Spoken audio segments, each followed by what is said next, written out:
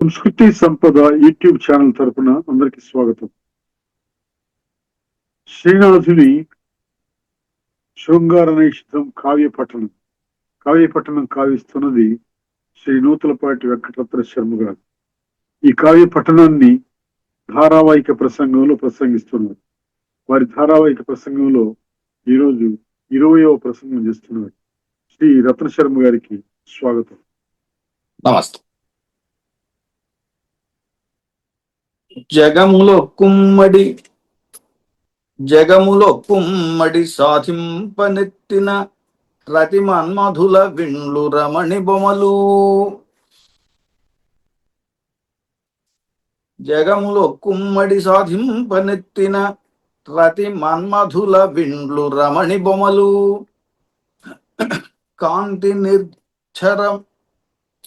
కాంతి నిర్ఝరమీదు కామయం వనముల కుంభప్లవములు ఇంటి కుజయుగంబు.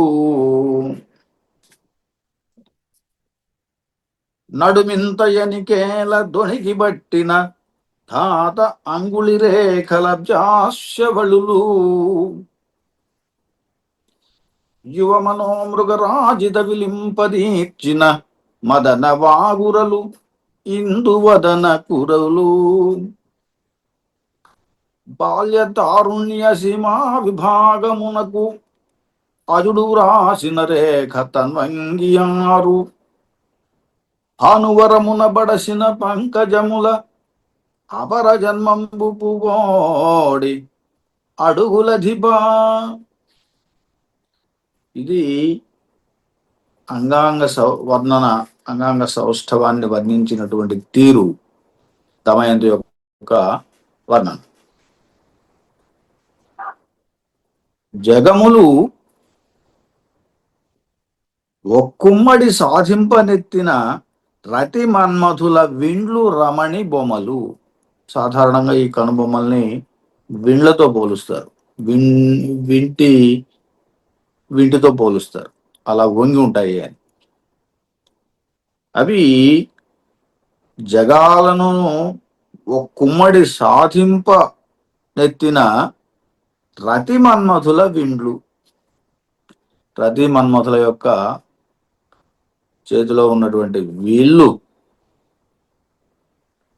అది ఆమె యొక్క కనుబొమలు అని. ఆ విల్లు ఎలాంటిది అంటే జగములను ఒక్కుమ్మడి సాధింపనెత్తినటువంటిది. అంటే సాధించడం అంటే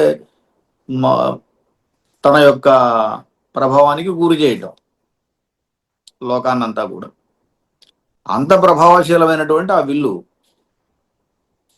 అది ఆమె యొక్క కనుబొమ్మలు అని. జగములో కుమ్మడి సాధింపనెత్తిన రతి మన్మధుల విండ్లు రమణి బొమ్మలు. కాంతి నిర్ఛరమీదు కమయం వనముల కుంభప్లవములు ఇంటి కుజయుగంబు. ఆమె యొక్క స్తనయుగం ఎలాంటిది అంటే కుంభప్లవం అట. కాంతి నిర్ఝరమీ, కాంతి ప్రవాహాన్ని ఈదేటువంటి కామయవనులు, యవనంలో ఉన్నటువంటి కాముకులు, వాళ్ళ యొక్క కుంభప్లవములు ఇంటి కుజయుగంబు. అవి ప్లవము అంటే ఒక తెప్ప, కుంభములు అనేటువంటి తెప్ప. ఆ కుంభములు ఏమిటి అంటే కుజకుంభములు, స్తనములు అనే కుంభాలు. ఆ తెప్పల మీద ఈ యవ్వనాన్ని దాటడానికి కాంతి నిర్ఝరమీదును అన్నాడు. అందుకే నిర్ఝరము అంటే ప్రవాహం, అందుకే కుంభ ప్లవములు అన్నాడు ఇక్కడ. కాబట్టి ఇవన్నీ కూడా ఏంటంటే మదనోద్దీపకాలు. వాస్తవానికి కనుబొమ్మలు, కుచయుగము, ఇలా ఆ మదనోద్దీపకాలన్నింటినీ ఒక్కొక్కదాన్ని చెప్పుకుంటూ వస్తున్నాడు. నడుమింత ఎనికేల దొడికి బట్టిన ధాత అంగుళి రేఖలు అబ్జాస్యవళులు.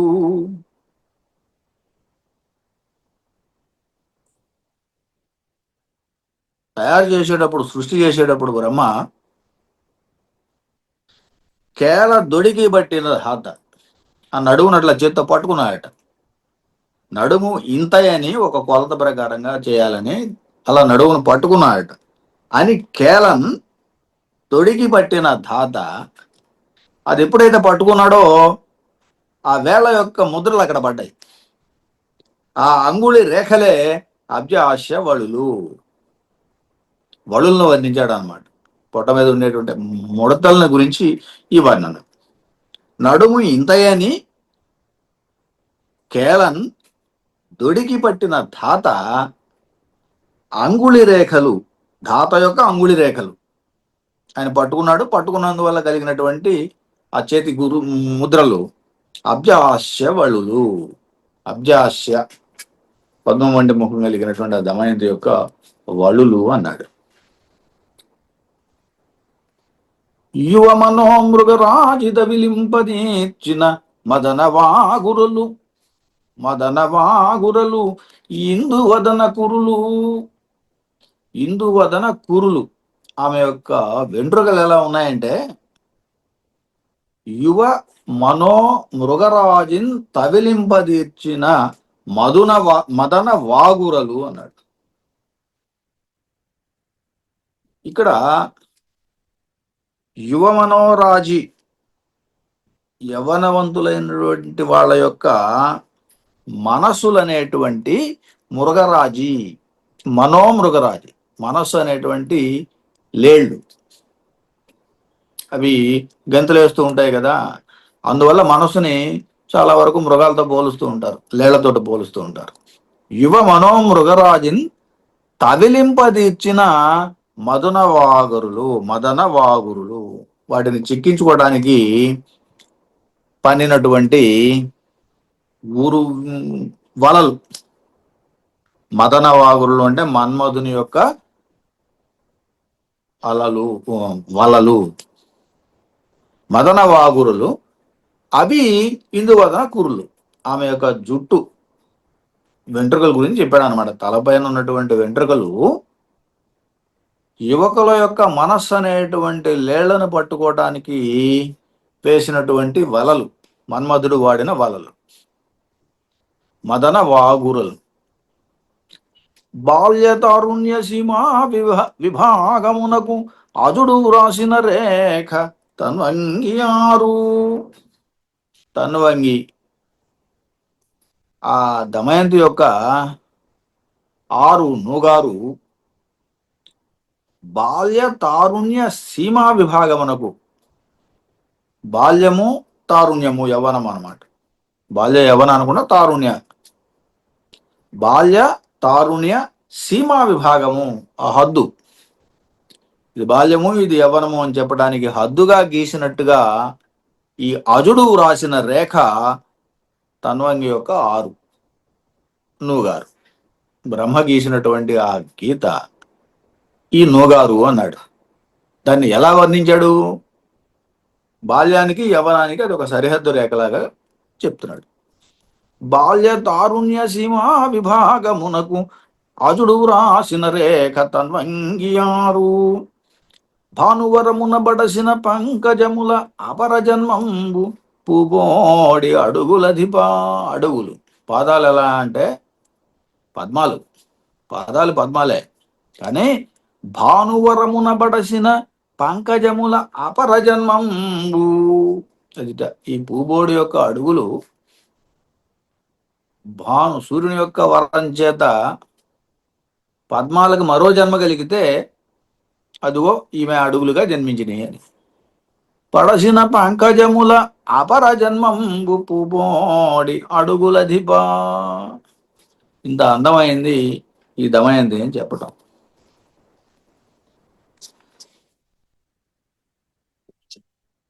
ఇందులో మొదటిది కనుబొమ్మలు. అవి మన్మధుని యొక్క విల్లు అన్నాడు. విల్లు ఎలా అయితే అందంగా ఉంటుందో అలా ఆ కనుబొమ్మలు అందంగా ఉన్నాయని చెప్పటం. రెండోది ఆమె యొక్క స్తనద్వయం కూడా ఈ కామ యవ్వనములను ఈ కాంతి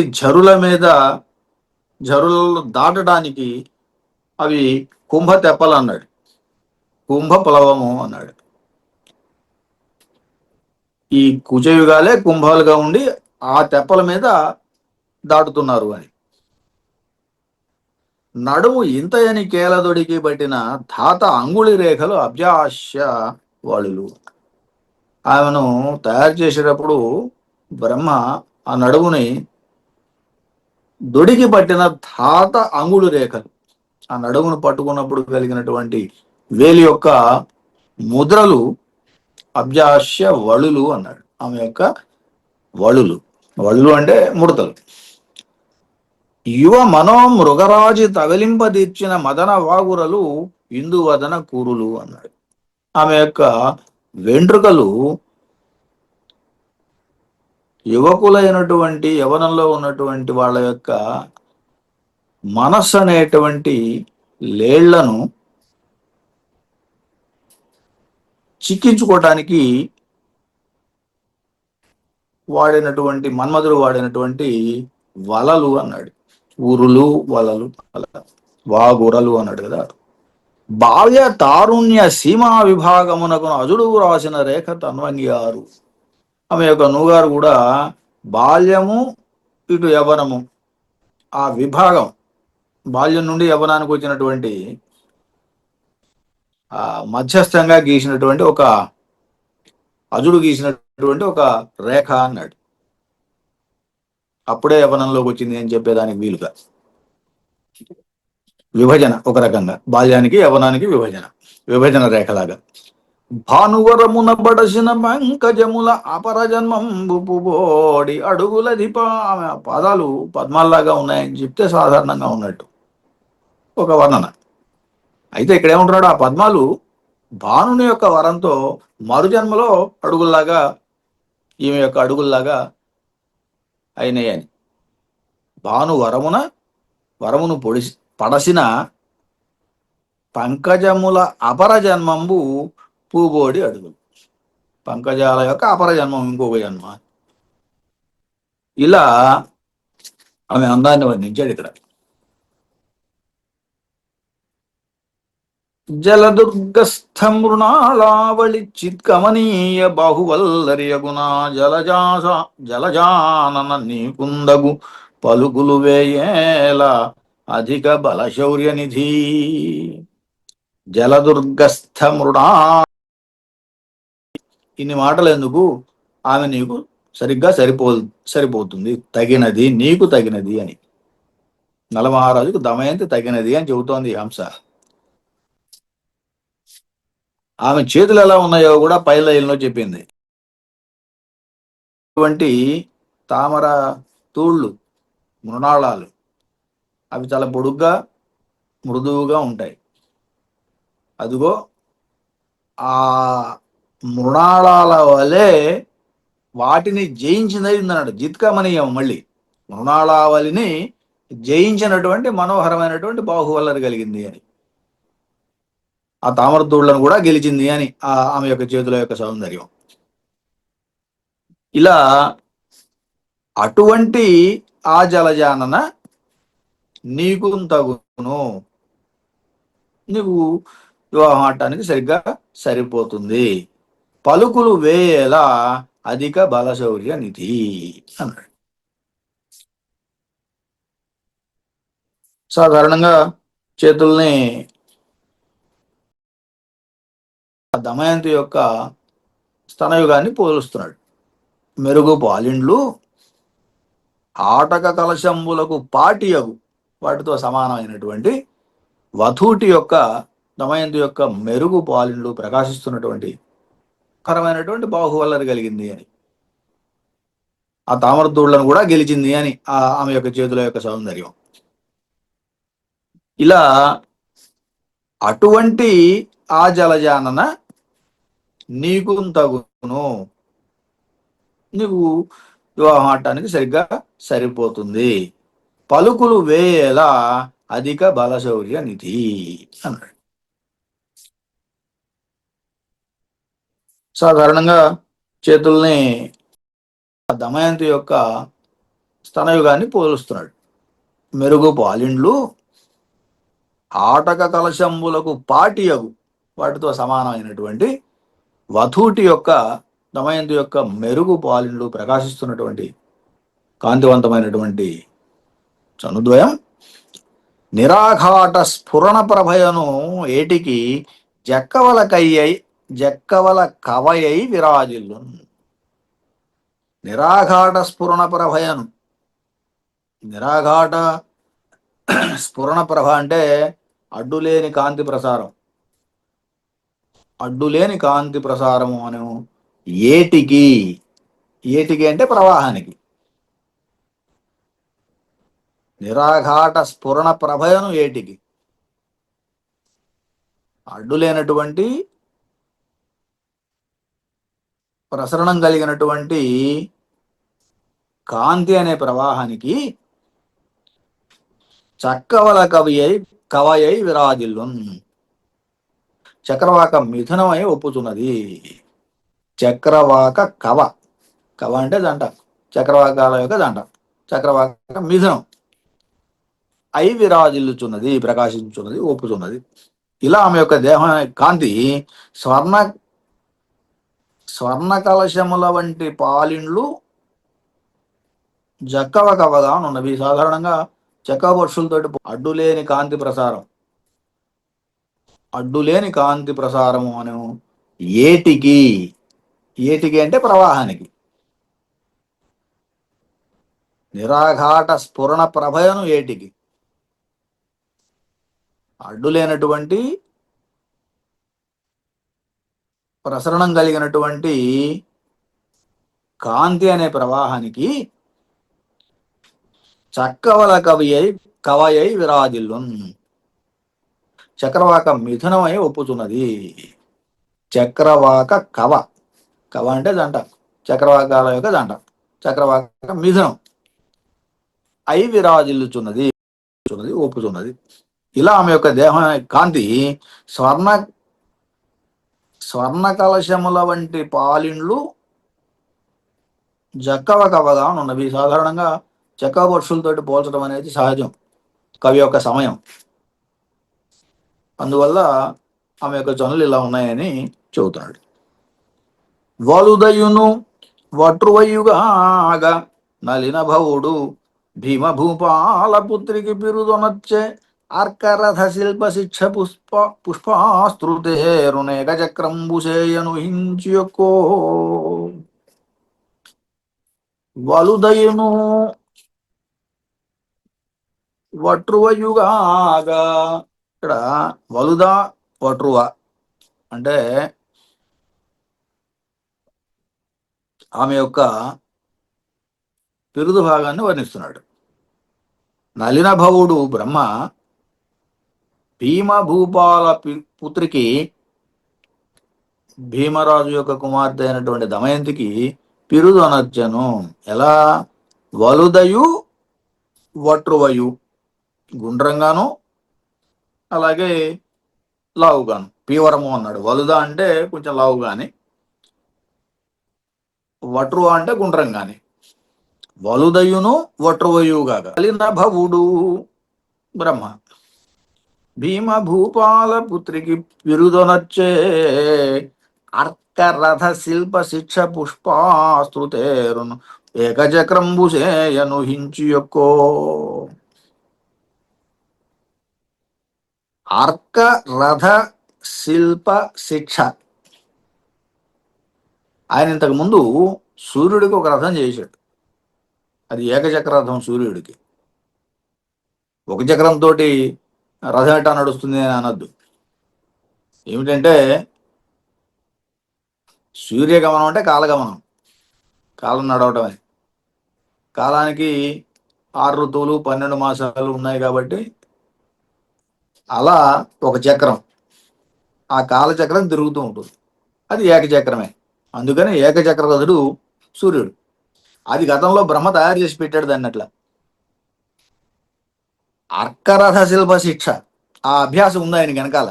అదే కొత్తగా చేయడం కాదు. ఇప్పుడు ఆ అభ్యాసం వల్ల ఆయన ఇప్పుడు పుష్పాస్త్రు తేరును ఏకచక్రం పూసే అని ఊహించే యొక్కో అన్నాడు. అది ఊహించి ఇప్పుడు పుష్పాస్త్రుని యొక్క మన్మధుని యొక్క తేరుని రథాన్ని ఏకచక్రంగా చేయదలిచాడట. ఆ ఏకచక్రం ఇదిగో ఈ ఈ భీమభూపాలపుత్రి యొక్క పిరుదు అని ఇలా ఆయన ఏకచక్రంగా చేస్తున్నాడు అంటే గుండ్రంగా చేస్తున్నాడు అని చెప్పడం.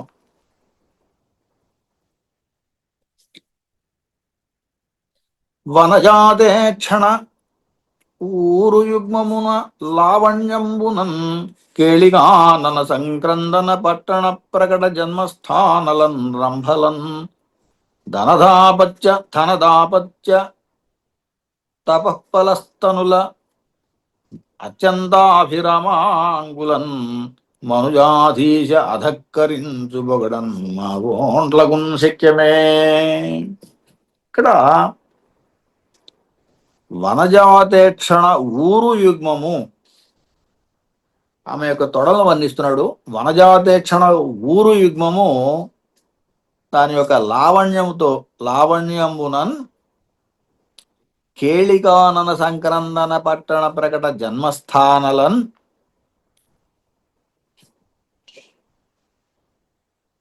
రంభలన్. రంభ శబ్దానికి అప్సరా అనే అర్థం ఉంది రంభ అని పేరుతోటి. అలాగే అరటి చెట్టు అనే ఒక అర్థం కూడా ఉంది.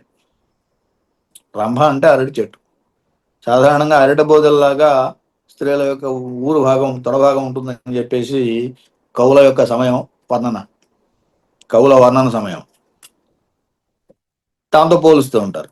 ఇక్కడ శ్లేషార్థం కూడా వీళ్ళకి ఎక్కడ కలిసి వచ్చింది. రంభ అనే అప్సర స్త్రీ పేరు ఉండటం, అలాగే రంభ అంటే అరటి బోజ కావటం, అరటి చెట్టు, ఈ రెండు అర్థాలు ఉండటం వల్ల ఇక్కడ శ్లేషగా చెప్పడానికి అవకాశం వచ్చింది. వనజాతేక్షణ ఊరు యుగ్మమున లావణ్యంబునన్ కేళికానన సంక్రందన పట్టణ ప్రకట జన్మస్థానలన్ రంభలన్. సంక్రందన పట్టణం అది వాళ్ళు ఉండేది అప్సరసులు ఉండేది ఇక్కడ స్వర్గం కదా. అందుచేత కేళికానన సంక్రందన పట్టణం స్వర్గంలో అమరావతిలో అక్కడ ఉండేటువంటి కేళికాననం ఉద్యానవనం,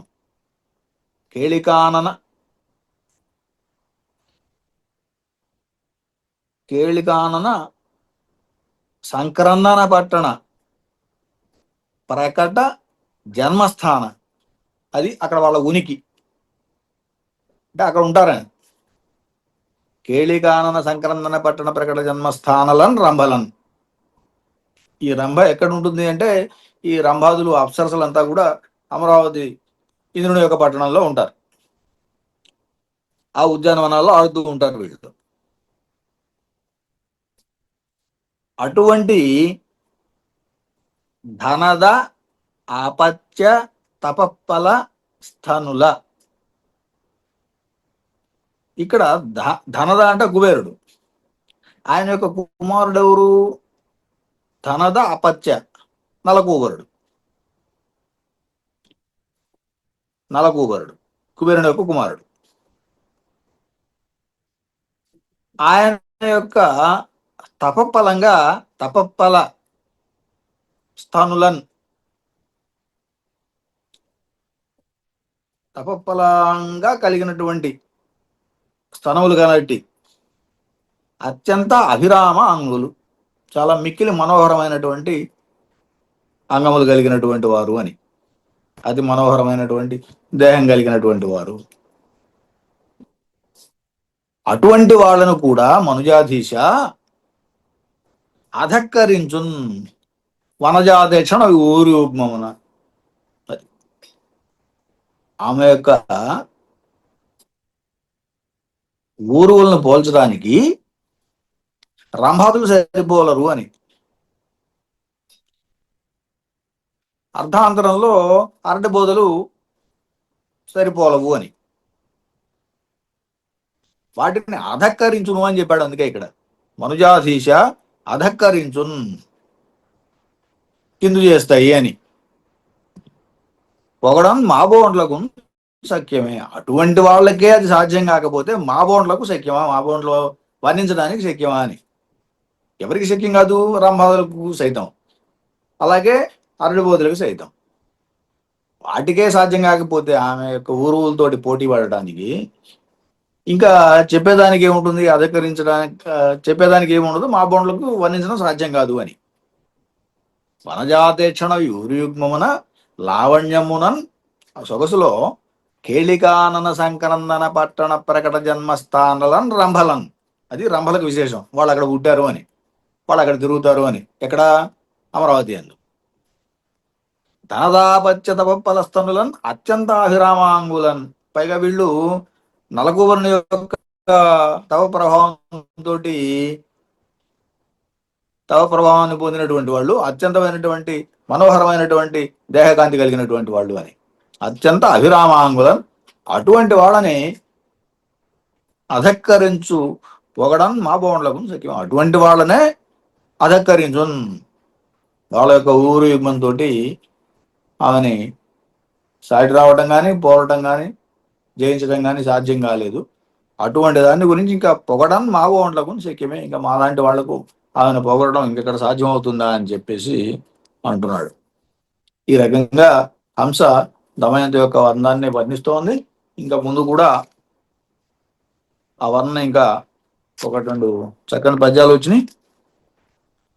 మురురీతిన్ ప్రతివాసరంబుగమికర్మీ భూత నానా నదీ నద కాంతార పురీశిలోచ్ఛయుడనైనైకాద్భుత శ్రీజిత త్రిదివంబైన విదర్భదేశమున నారీరత్నముంగాంచితిన్ సదసత్సంశయ గోచరోదరి శరత్ సంపూర్ణ చంద్రాననం. ఇదిగో ఇది మూలలో ఉన్నటువంటి ఒక మంచి సమాసాన్ని ఈయన పద్యస్థం చేశాడు. దీన్ని ఇక్కడ గమికర్మీభూత గమికర్మీ కురుత ఈ సమాసం ఆయనకి మరి ఎంత బాగా నచ్చిందో తెలియదు, కానీ రెండు పద్యాల్లోనూ దాన్నే వాడాడు. చూడండి. మృదురీతిన్ ప్రతివాసరంబు గమికర్మీభూత నానా నదీ నద కాంతార పురీశిలోచ్ఛయుడనై నైకాద్భుత శ్రీజిత త్రిదివంబైన విదర్భదేశమున నారీరత్నముంగాంచితిన్ సదసత్సంశయ గోచరోదరి శరత్ సంపూర్ణ చంద్రాననం. అలాగే అదే సమాసంతో మళ్ళీ కమలేందీవర షండమండిత లసత్కాసార సేవారతిన్ గమికర్మే కృతనై కనీ వృతుడనై.